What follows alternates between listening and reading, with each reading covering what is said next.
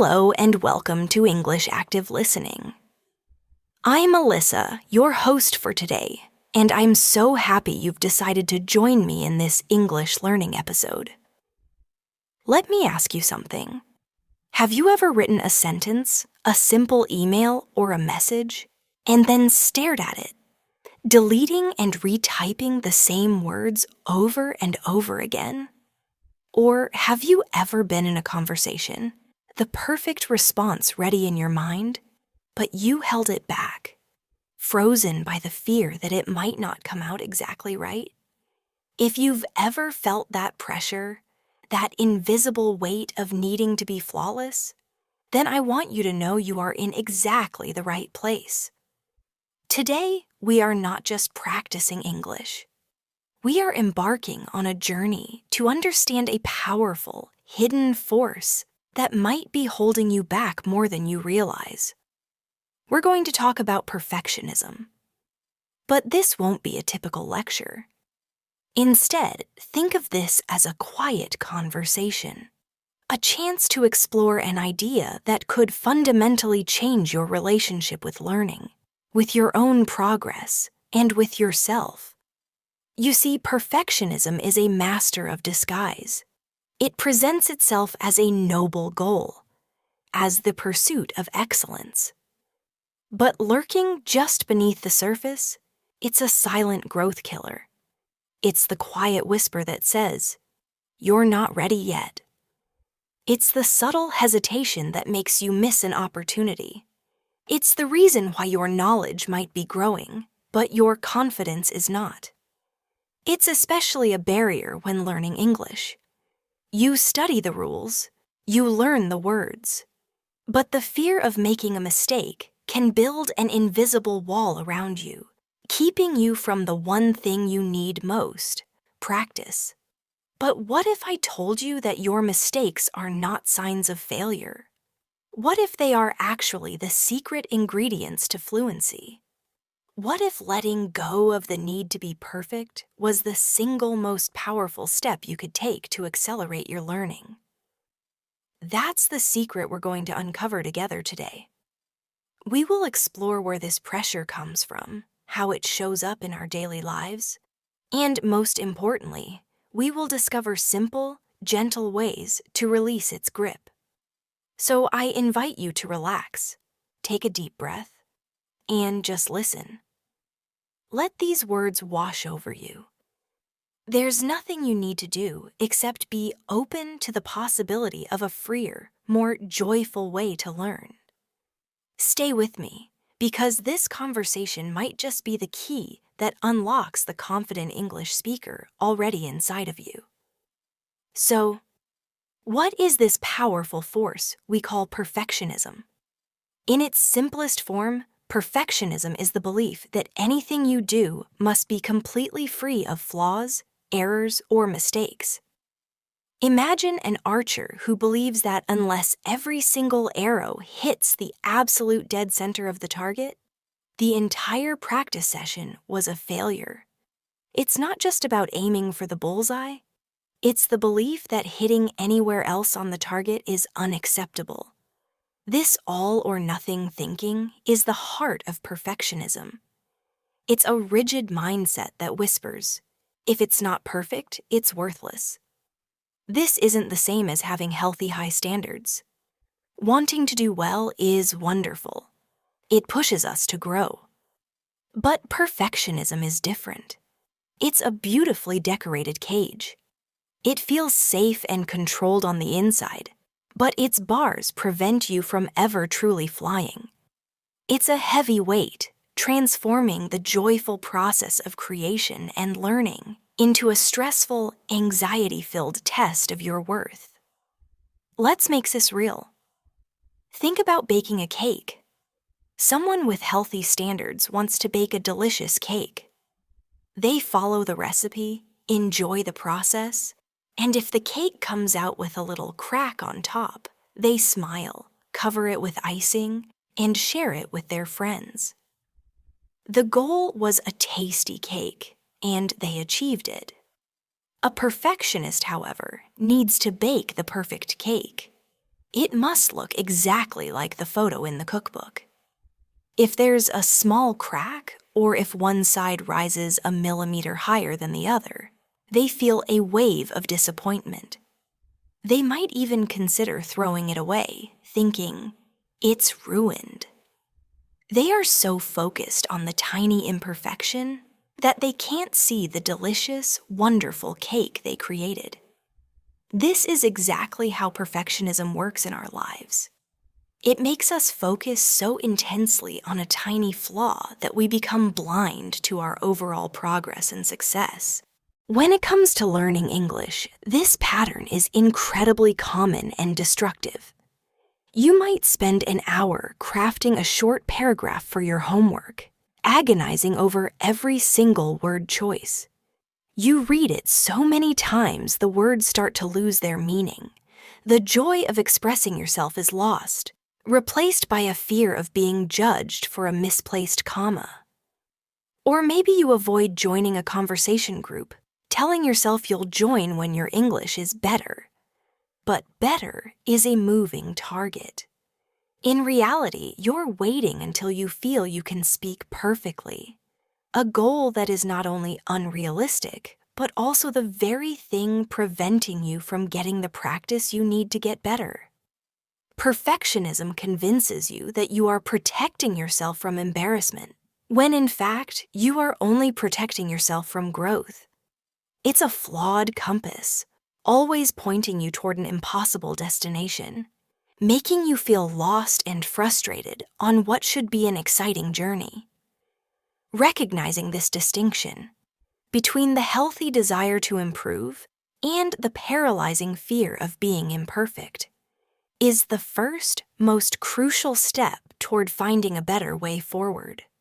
So, where does this intense pressure come from? Why do so many of us feel this need to be flawless? It's not something we are born with. It's a mindset that is learned, often absorbed from the world around us over many years. One of the deepest roots is the fear of making mistakes, a fear that is often taught to us from a young age. Think back to your school days.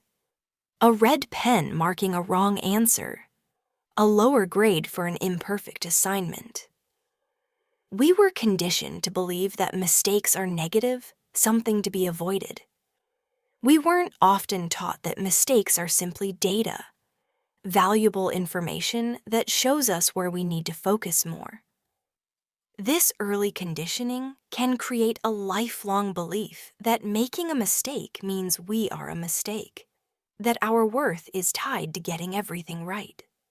Then there is the powerful human need for acceptance, the fear of being judged by others. This fear can be a constant humming anxiety in the back of our minds. We worry, what will they think of me if I'm not perfect? As an English learner, this fear can be paralyzing. When you open your mouth to speak, you might feel like you are on a stage with a bright spotlight on you. You imagine everyone is listening for your mistakes, ready to judge your intelligence or your ability. This intense self-consciousness makes you want to retreat into the safety of silence. The desire to present a perfect version of yourself to the world can stop you from being your authentic, learning, growing self. Our upbringing and family environment also play a huge role. Sometimes parents with the very best intentions can accidentally foster perfectionism. If praise was given only for outstanding achievements, the perfect test score, the first place trophy, a child can learn that love and approval are conditional, that they must be exceptional to be valued. As adults, they continue to chase this feeling of approval, setting impossibly high standards for themselves in their careers, their hobbies, and their relationships, always feeling like they are falling short. And in today's world, we have to talk about the immense pressure of social media. With every scroll, we see a curated feed of perfect moments. Perfect vacations, perfect homes, perfect families. Intellectually, we know it's not real. We know it's a highlight reel. But it's incredibly difficult not to compare our own messy, complicated reality to someone else's polished image. This constant comparison can amplify any perfectionist tendencies we already have, making us feel that we too must project an image of flawlessness to be seen as successful or happy. Perfectionism, then, is rarely a simple desire to do well. It's a complex emotional shield that we build to protect ourselves. It's a shield against the fear of failure, a shield against the fear of judgment, and a shield against the fear of feeling inadequate. But while we think this shield is protecting us, it is also isolating us. It's keeping us from connection, from authentic experience, and from the messy, beautiful, and absolutely essential process of growth. When you understand that perfectionism is rooted in fear, you can start to treat yourself with more compassion. You can begin to see that this pressure isn't a character flaw, it's a learned response. And the good news is that anything that has been learned can be unlearned. Perfectionism isn't just a feeling. It's a set of behaviors that subtly sabotage our lives every single day. Let's follow our friend Ethan for a day to see how this plays out. Ethan wakes up with the goal of starting his day by practicing English for 15 minutes. He opens his textbook, but instead of just starting, he spends 10 minutes trying to find the perfect exercise to begin with. He worries that if he chooses the wrong one, he'll waste his time. By the time he decides, his study window is almost over, and he feels frustrated before he's even begun. This is perfectionism disguised as preparation. Later, at work, Ethan needs to give his opinion in a team meeting. He has a great idea, an innovative solution to a problem. As his colleague speaks, Ethan rehearses his own sentences in his head, trying to phrase them perfectly. He wants to sound intelligent and articulate. He refines the wording, waits for the perfect moment to jump in. But the moment never seems right. Another colleague speaks, then another, and the conversation moves on. Ethan's perfect idea remains locked in his mind, a secret he was too afraid to share imperfectly. His fear of not sounding brilliant enough silenced his brilliance. In the evening, Ethan wants to relax by trying a new recipe he found online. The video makes it look so easy. He lays out all his ingredients, measuring everything with scientific precision. But as he's cooking, he gets distracted for a moment and slightly overcooks the vegetables. They're not burnt, just a little softer than he wanted. For most people, this is a minor detail. For Ethan, it feels like a total failure. As he eats his meal, he can't enjoy the flavors. All he can think about is the mistake. He tells himself, "I can't even follow a simple recipe." His inner critic turns a pleasant evening into an opportunity for self-punishment. This is the insidious nature of perfectionism. It takes ordinary situations and turns them into high-stakes tests. It makes you procrastinate on your goals because the pressure to start perfectly is too overwhelming. It makes you overthink simple decisions, draining your mental energy. It makes you a harsh critic of your own work, preventing you from ever feeling a sense of satisfaction or pride. And most tragically, it keeps you from connecting with others authentically because you're too busy trying to manage their perception of you. If any part of Ethan's day feels familiar to you, I want you to know that this is not a personal failing.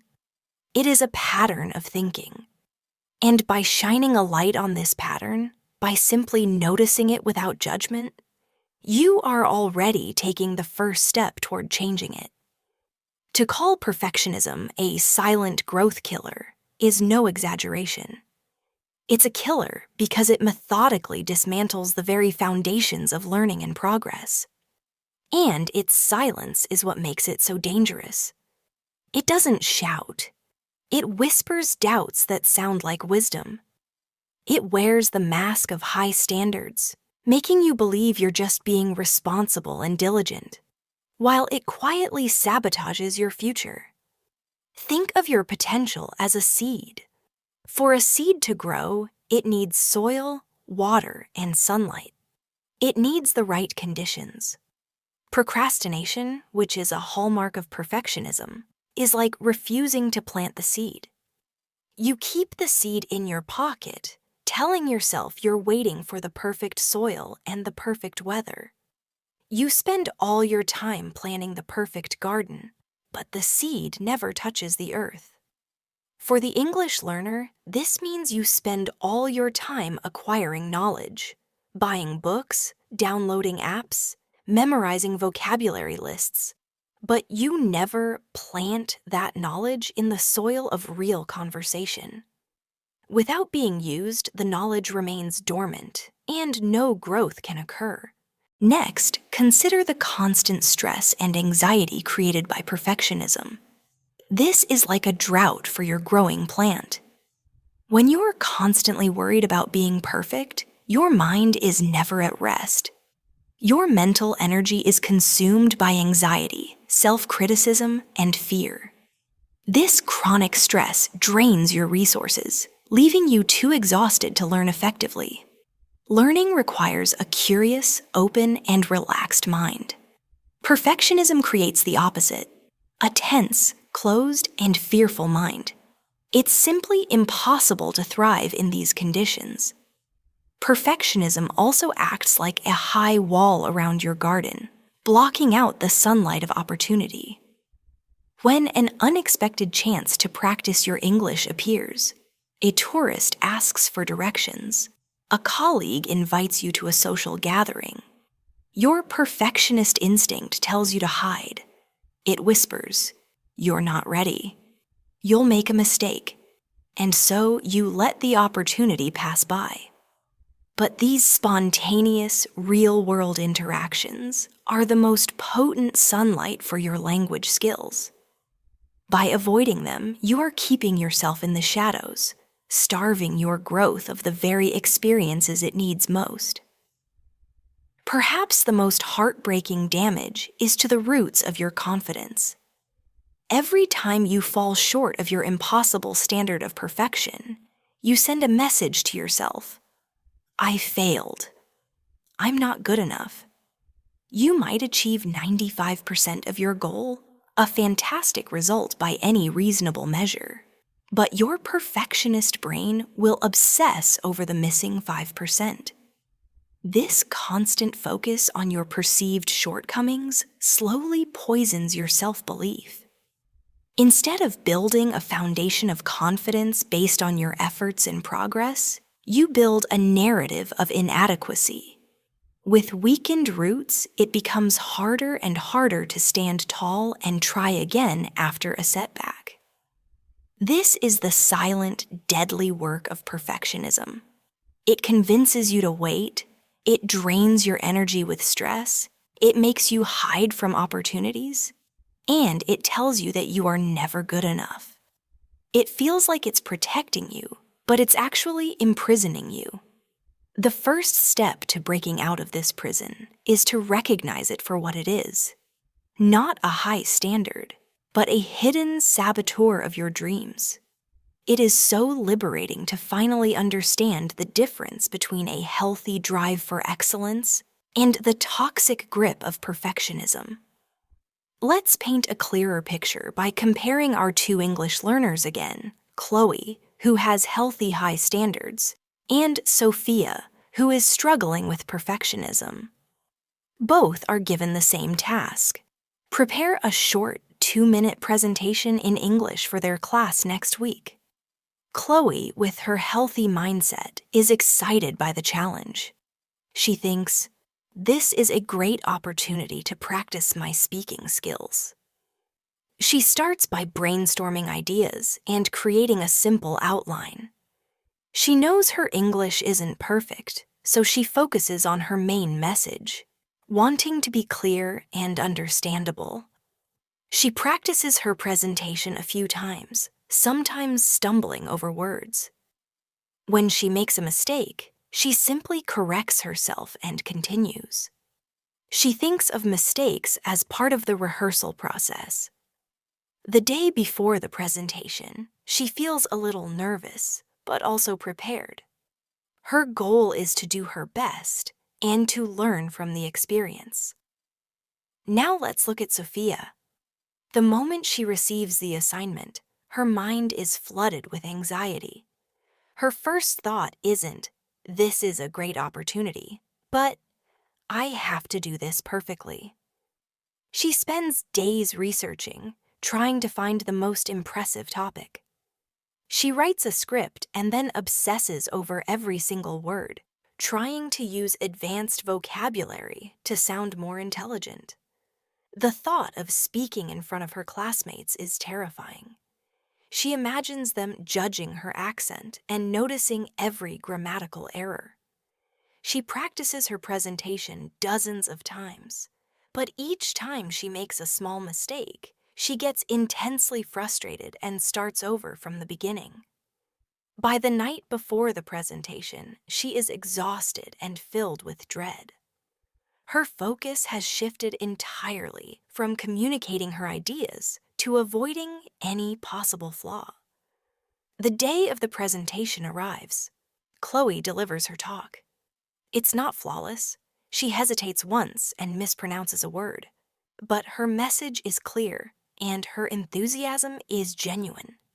She feels proud of herself for doing it. Sophia, on the other hand, is so nervous that her voice shakes. She is so focused on remembering her perfect script that she sounds robotic and disconnected. When she makes one small mistake, she panics, loses her train of thought, and rushes through the rest of her presentation.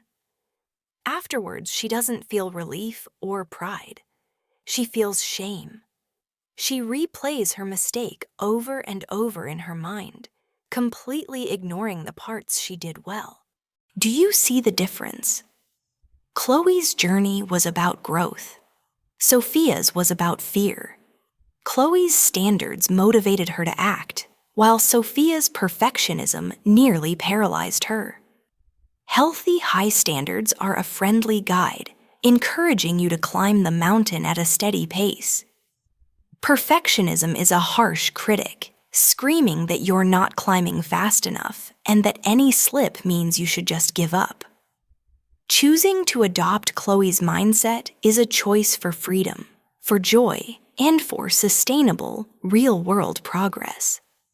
Let me tell you a little more about Sophia's journey, because her story doesn't end with that one difficult presentation. It's a story of transformation, one that holds a powerful lesson for all of us. After that stressful experience, Sophia felt completely discouraged. She seriously considered dropping her English class, thinking, "Maybe I'm just not meant to speak this language." She felt lost in a cycle of high ambition and constant disappointment. Fortunately, she had a wise and compassionate tutor, Mr. Harrison. He saw her distress and asked to speak with her. He didn't criticize her performance. Instead, he asked her a simple question. "Sophia, when you were speaking, what were you focused on?" Sophia admitted, "I was focused on not making any mistakes." Mr. Harrison nodded kindly and said, "I see. And what if next time you tried a different experiment? What if your only goal was to connect with one person in the audience?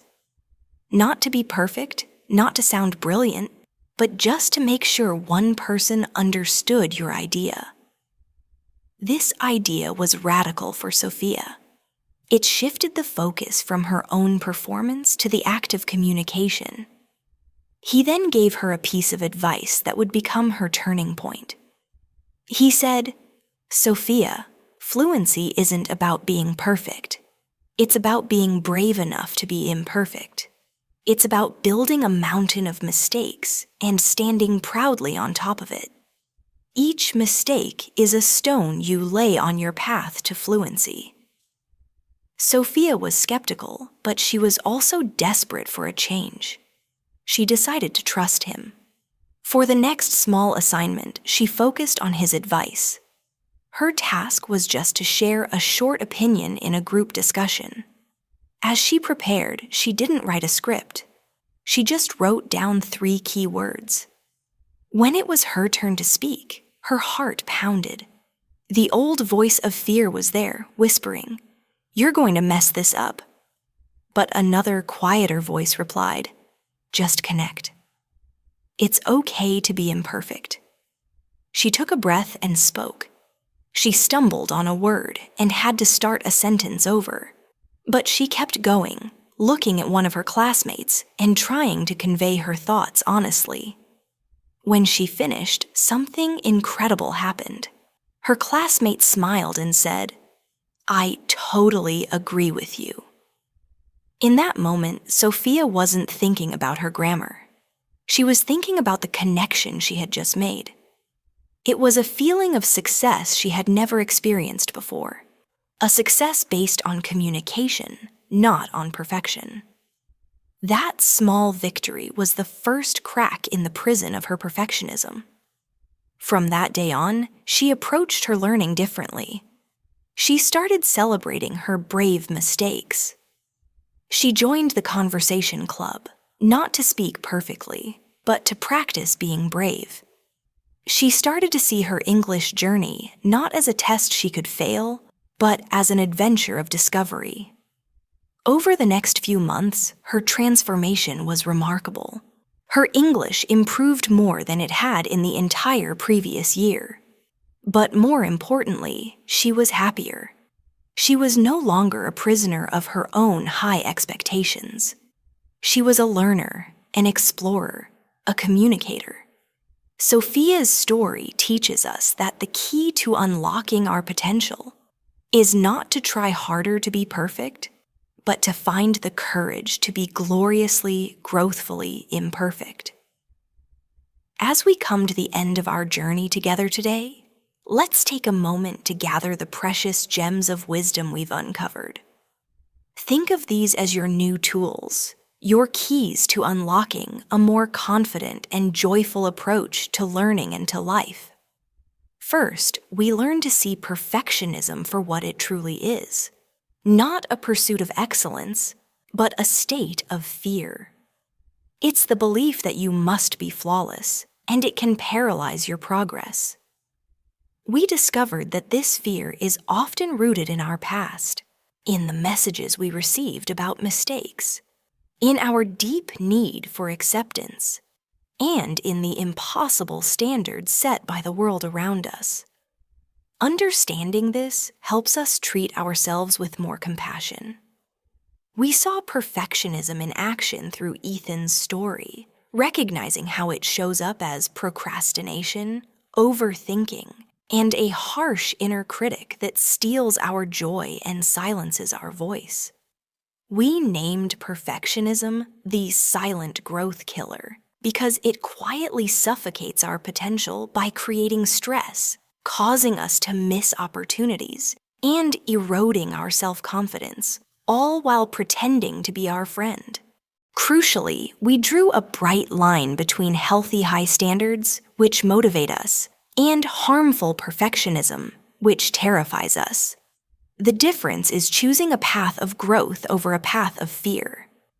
And finally, Sophia's beautiful story showed us the incredible power of letting go.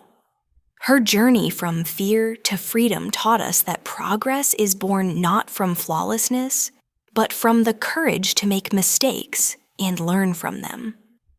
If you remember only one thing from our entire conversation, let it be this powerful truth. Progress, not perfection, is the key to your success. Every time you choose to try, every time you bravely speak an imperfect sentence, you are taking a giant leap forward.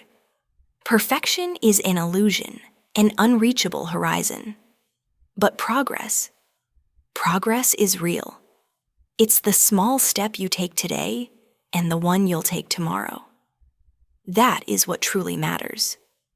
And now I want to leave you with a final thought, a gentle challenge for you to take into the rest of your day. Take a quiet moment right now.